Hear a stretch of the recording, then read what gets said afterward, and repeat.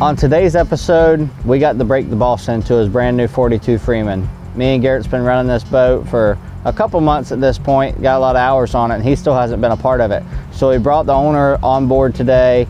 He brought a couple buddies, Brian, Tony. And we fished quite a bit with them, grouper fishing and some tuna fishing. So we knew it was going to be all hands on deck this day. They were going to help out quite a bit. We're about to make a 100-mile run out here. We got the boss on board, makes all this possible. We got some good friends on board. I'm gonna see if we can catch us some nice yellowfin. Yeah, man, we're headed east, headed to our favorite place, the other side. Yellowfin tuna fishing's been really good, catching some nice mahi. I think we got a good flat day. I think we got a good day right here in store for us, man. Good day and a good crew on board. Yes, sir. I think we can go get tight here this morning, find us some bird packs, and get on them. Let's do it.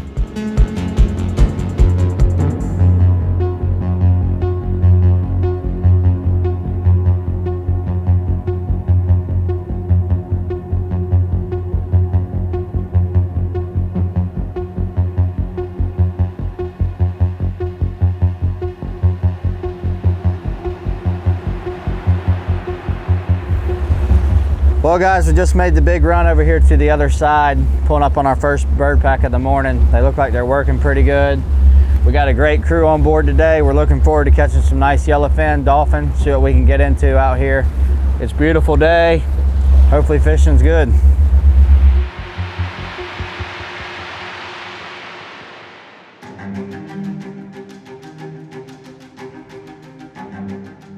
Other side tuna fishing prep. There is a lot that goes into it. Making sure we have all the tackle. We get cut off a lot every day, you know, from sharks or break-offs or sharp teeth. So we have to make sure that we stay on top of things. Usually every trip, we take a whole afternoon, maybe after cleaning fish or whatever it might be, of rigging ballyhoo. You know, you have to poop them, you have to break their backbones. There's a lot that goes into that, brining them, making sure they're tough so you can pull them throughout the day. So all these key little things that you do before the trip definitely make the trip flow a lot better, and it makes it where you are prepared to perform your best while you're out there on the water. There he is.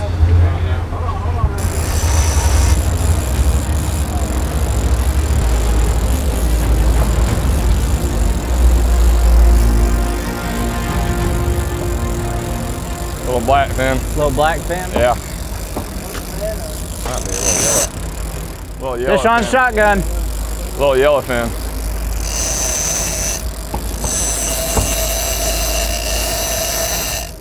Our first bird pack in the morning definitely went as planned. We had like 3 or 4 knockdowns, caught a couple small yellowfin tuna, and as we're slowing down, taking them, the shotgun went off. The shotgun, for most people that don't know, is a rod that you run way farther than all the rest. It's kind of the key to getting a big bite usually. And when that rod goes off, it's usually a good fish. Well, first pack of the morning, first pass, caught a nice little yellowfin.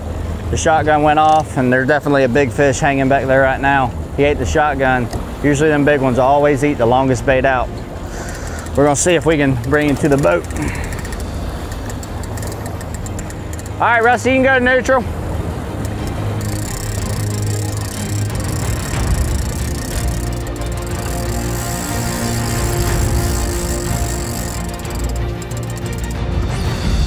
There we go. He's taking it.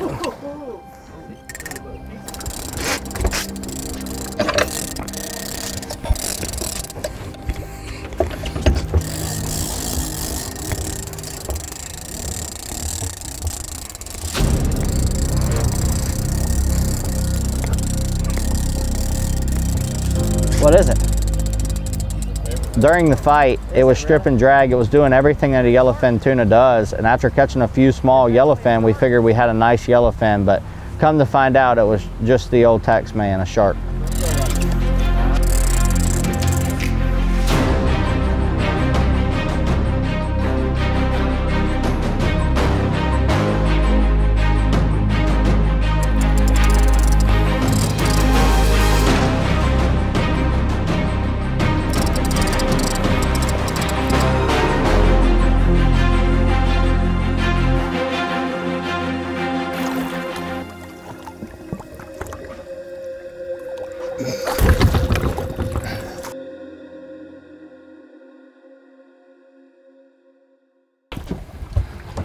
Get the hook back or no? No, I got the plug though.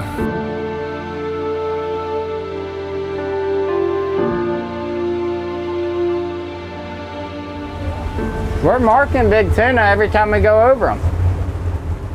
So after about 5 miles of running, we found this giant bird pack on the Furuno radar 10 miles out, and we knew it was gonna be money. Once we got about a mile away, all we could see was whitewater. It was slick, calm. There was yellowfin tuna airing it out for as far as you can see. I mean, there had to be a school of 2,000 or 3,000 fish there. Bust, I mean, they kept breaking apart.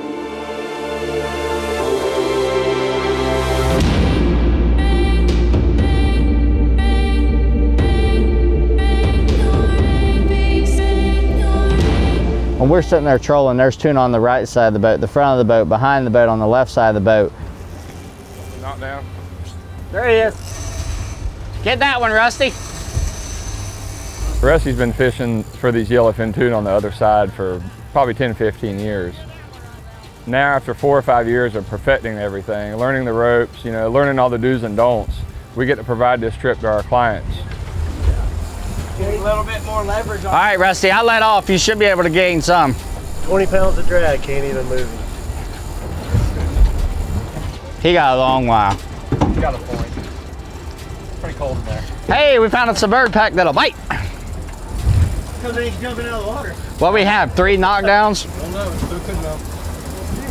So we finally got the boss man on the boat, put him on a nice tuna.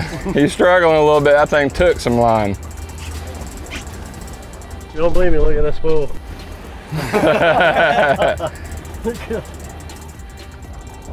That's his first day getting on the old 42 Freeman cat. Yep, very first day. About to break it in right. For sure. This will do it. Oh my, look at them big old yellowfin back there blowing up. That's his rod. Look at them big old yellowfin. That's his fish, 500 yards back there. I hope he ain't that far back. No. No. He come off? Shark. Shark. It went zoop. Yep. No matter how prepared you are, how perfect you make the situation, there's always a chance for something out there bigger and badder than you are, whether it be Mother Nature or the good old tax man.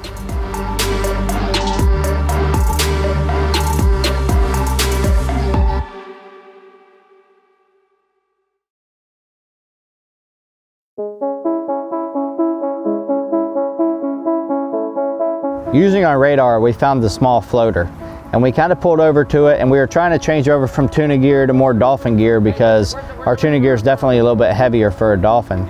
As we're sitting there rigging, we looked beside the boat and a big old dolphin swam right up next to it. Immediately, I grabbed the spinning rod, pitched the bait over there, and it was on. Got that one. There we go. Yeah, there we go. Nice one there, boys. Was there another one with him? I don't know, they said it was.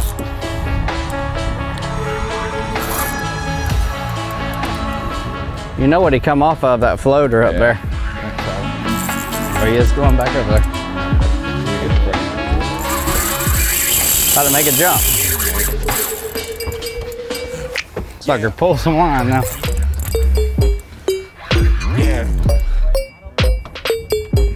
I never seen another one with him. Did anybody else? No, I just saw him. Yeah. Yeah, yeah, yeah. Load it. That's a nice dolphin right here. Oh, there's one with him right now. There's a dolphin and a shark. All right, let's see if I can get that shark. Oh, that's what you're looking at. Maybe it's just a shark. Things are so wicked. Probably one of the coolest fish to catch out here.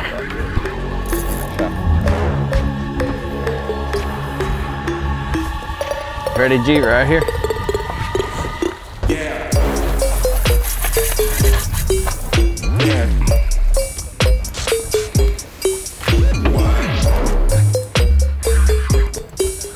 Yeah.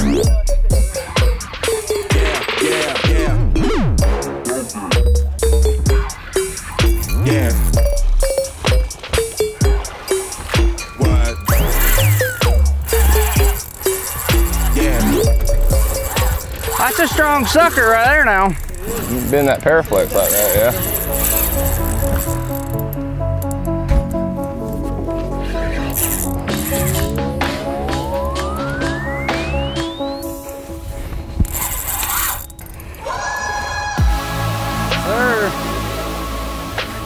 Nice dolphin Nice right there, buddy. Come on, he's one. He ate her? Yeah.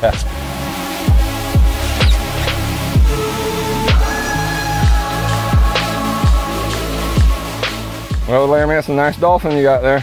Yeah, man, we pulled up on a floater, about to troll it, and happened to look beside the boat, and this big old bull comes swimming out there, and I figured we might as well take the easy picking while we could. Throw him a little pitch bait, and here he is.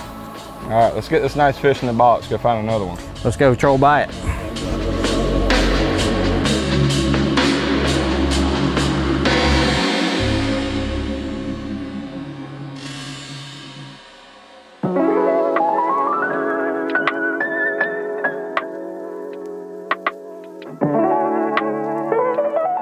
It's nice to bring the boss on the boat. Brian, Tony, they're all really good fishermen. So they kind of handle their own. They know, you know, the next move, they know everything to do. So it took the pressure off me and Garrett tremendously versus a regular charter day where we know that, you know, we're what all these people are relying on. So having them on board was definitely a great feeling to start off the day. Here he comes. Dolphin, dolphin.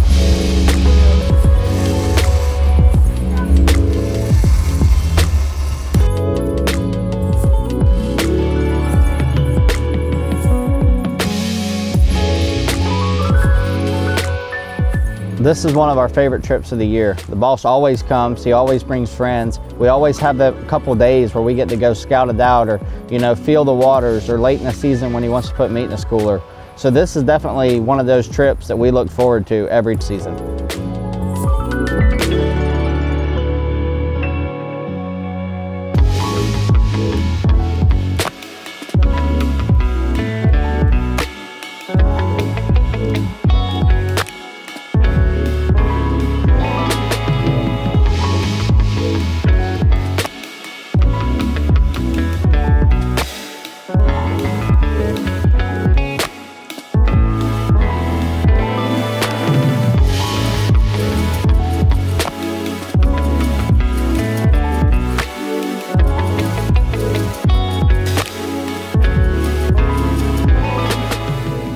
Big dolphin to pull drag on 80 line.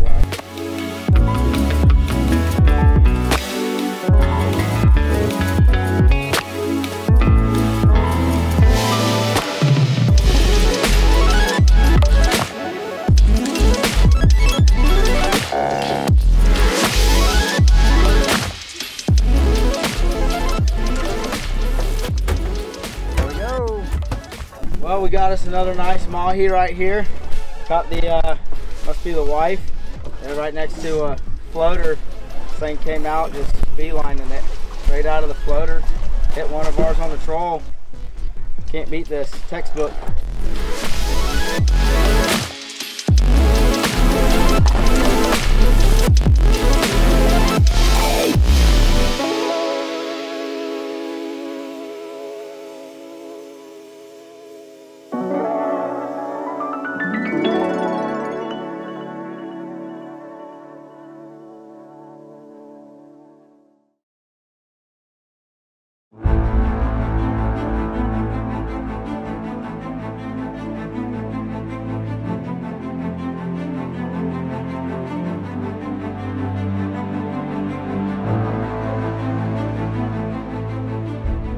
There are so many different elements that make it tough to catch a yellowfin tuna. Starting off, they have giant eyes. They have great eyesight. Most of these fish are coming up from 200, 300 feet to eat our baits that they see on the surface.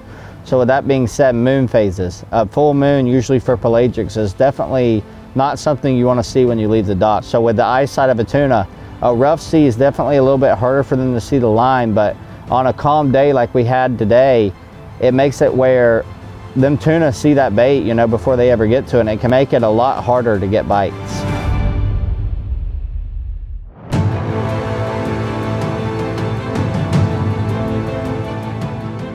Throughout the day, we were kind of running around and found a storm about 15 miles on the radar. A storm can produce wind, it can produce cloud cover, it can produce some kind of different element that we didn't have in all the flat water. As we started making our way towards this storm, we come across the mega bird pack. The conditions were definitely different. There was a lot more whitecaps, a lot more chop on the water. whenever you can find that certain little difference in the conditions, it's a good chance that you will get bit.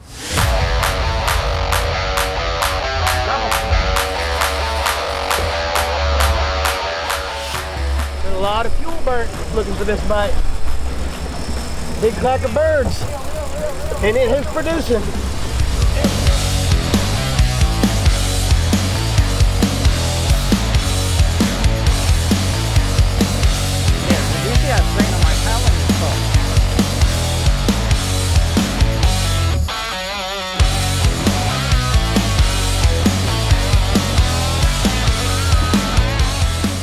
You got a reel. Reel.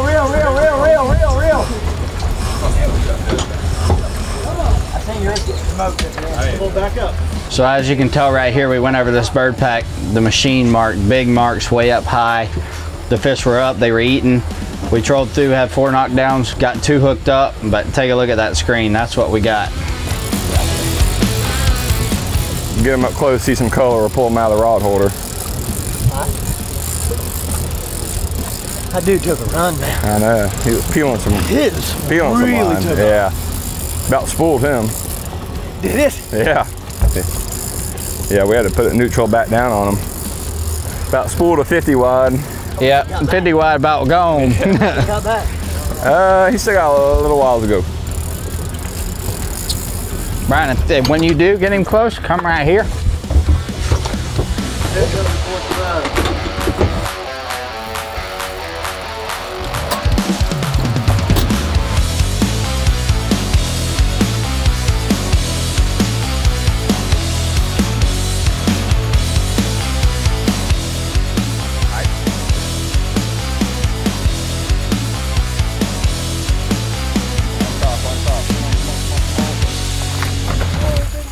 Haha! Yes, sir. Yellowfin tuna, boy, that'll go.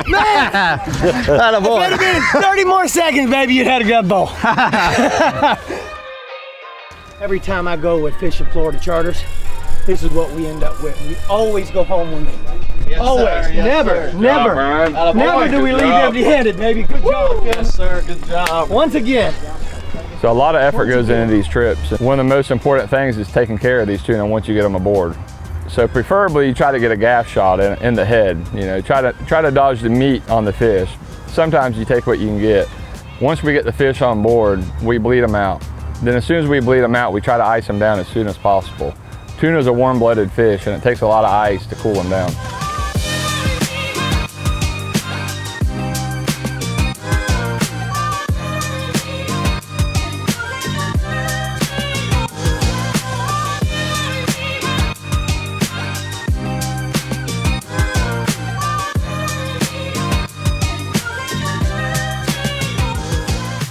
Oh yeah. Oh, he just got off. No, he didn't. Yeah, he did. Still got him on there. Holy swimming up. Now you got shark. Yep, you got shark. Yeah. You sure? Real. On it. I don't know. Crank on it. Don't worry about pulling that thing up too tall. Crank Don't down. high stick them. Where's the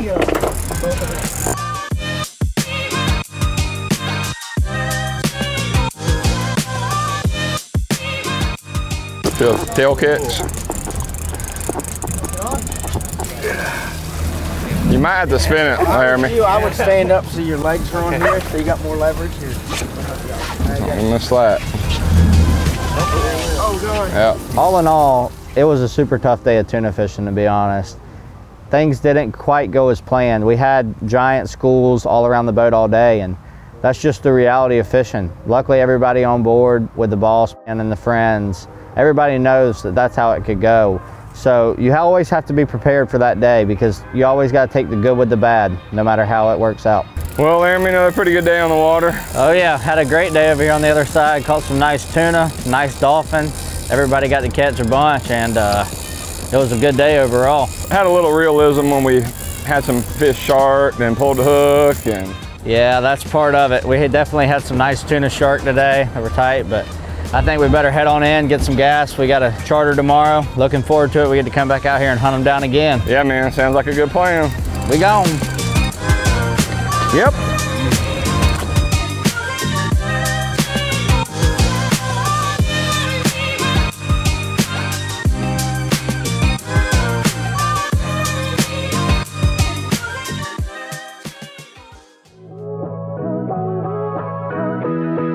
So on today's episode, we were chasing tuna on the east coast of Florida. It's not like Louisiana where you pull up to an oil rig and start chunking and catching tuna. We rely on our Faruna radar to find the birds. Without that, there's no use to even leaving the dock. So Faruna makes it easy on bird mode. You got the calm, moderate, and rough. And a lot of times we got to use the rough weather, and it still has no trouble picking the birds up. And when we find a pack of birds, we'll use the ARPA setting, which actually locks on to the flock of birds. And we go there and fish that pack of birds, and if we find another one while we're trolling, we'll go ahead and mark it, lock it on, and we get done with that pack of birds, we'll run to the other one. So our 25 kW X-Class Faruna radar has great detail, picking up storms. I mean, we use the Sirius XM weather as well, but it's nice to have a real live view of the rain and the storms. So the radar is not only a fishing tool, it's a safety tool as well. You know, it's locating anything floating, channel markers, boats not lit up, you know, marking ships, anything that poses a hazard to navigating safely. Without these radars, we could not do these tuna trips. Go to farunausa.com to find out more.